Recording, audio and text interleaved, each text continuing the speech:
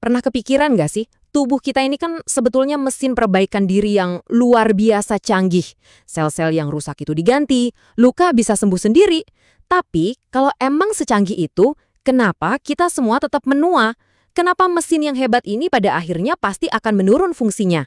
Nah, dalam beberapa menit ke depan, kita akan coba bedah misteri biologis besar di balik proses penuaan. Inilah paradoks utamanya.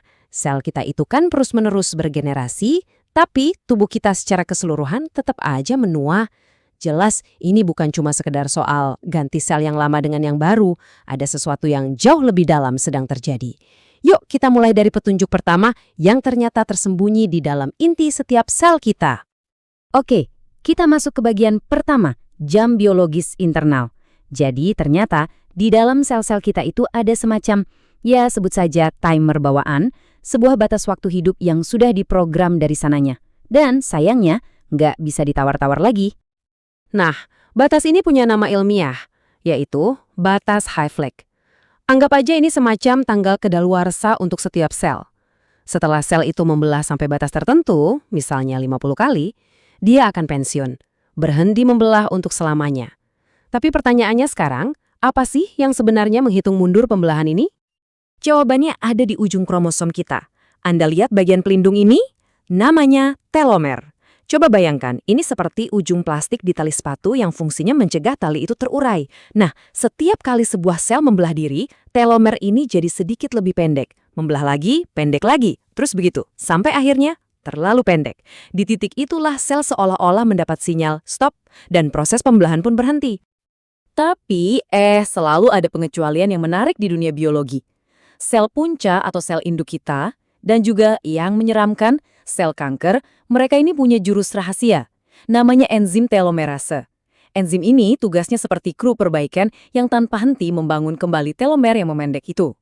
Inilah yang membuat mereka bisa terus membelah, seolah-olah mereka abadi.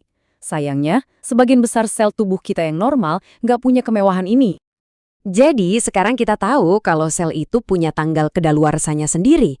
Tapi penuaan itu jauh lebih kompleks dari itu. Ini bukan cuma soal sel yang pensiun satu persatu loh. Sekarang ayo kita lihat gambaran yang lebih besar.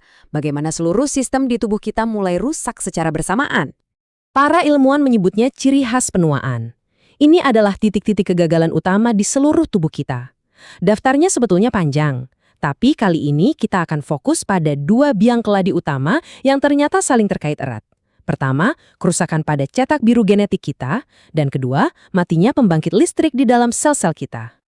Oke, yang pertama cetak biru yang rusak.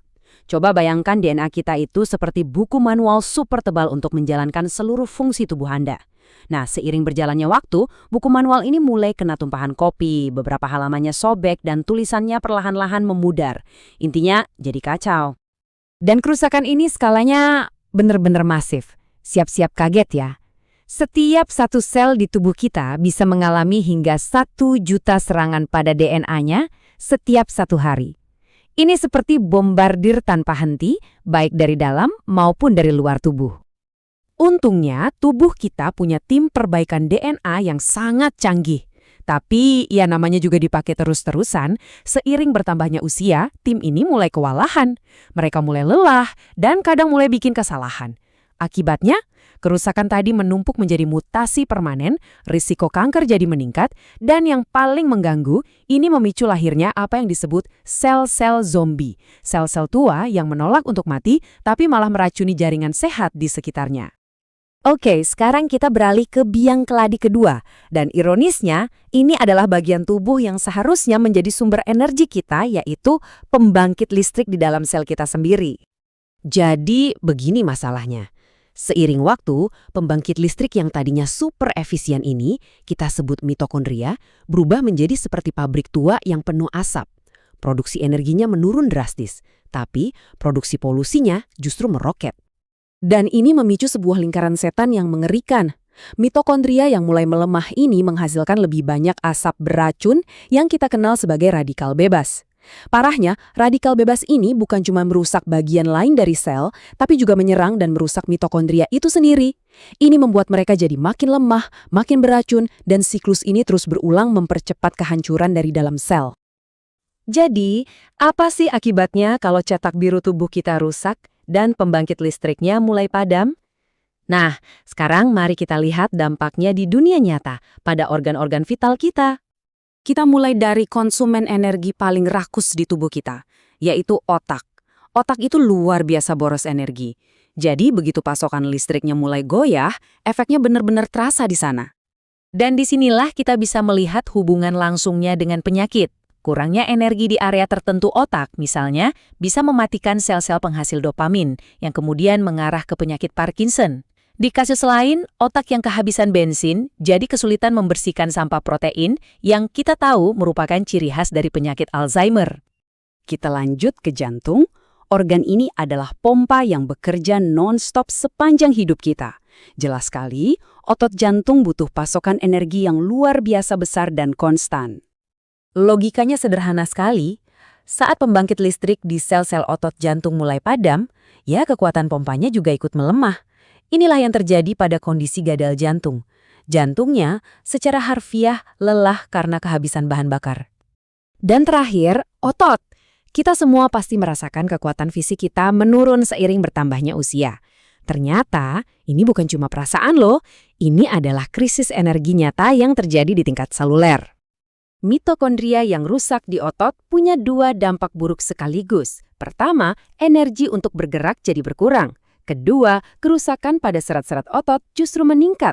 Kombinasi maut inilah yang menyebabkan sarkopenia, yaitu hilangnya massa dan kekuatan otot secara progresif seiring bertambahnya usia. Baik, setelah kita melihat jam biologis yang terus berdetak, cetak biru yang mulai rusak, dan pembangkit listrik yang satu persatu padam, kita akhirnya bisa menarik satu kesimpulan besar. Kesimpulannya begini, kita menua itu bukan karena sel-sel kita lupa caranya membelah diri. Kita menua karena sistem perbaikan dan pertahanan tubuh kita secara kolektif pada akhirnya kewalahan. Ini seperti perang gesekan melawan kerusakan yang terjadi setiap detik, dan pada akhirnya sistem kita tidak sanggup lagi mengimbanginya. Dan ini membawa kita ke sebuah pemikiran akhir yang sangat kuat dan penuh harapan. Jika penuaan pada dasarnya adalah akumulasi dari kerusakan, apakah itu berarti kita bisa memperlambat laju kerusakan itu sendiri? Bisakah kita memperkuat sistem perbaikan kita? Nah, itulah pertanyaan besar yang sedang dikejar oleh para ilmuwan di seluruh dunia saat ini.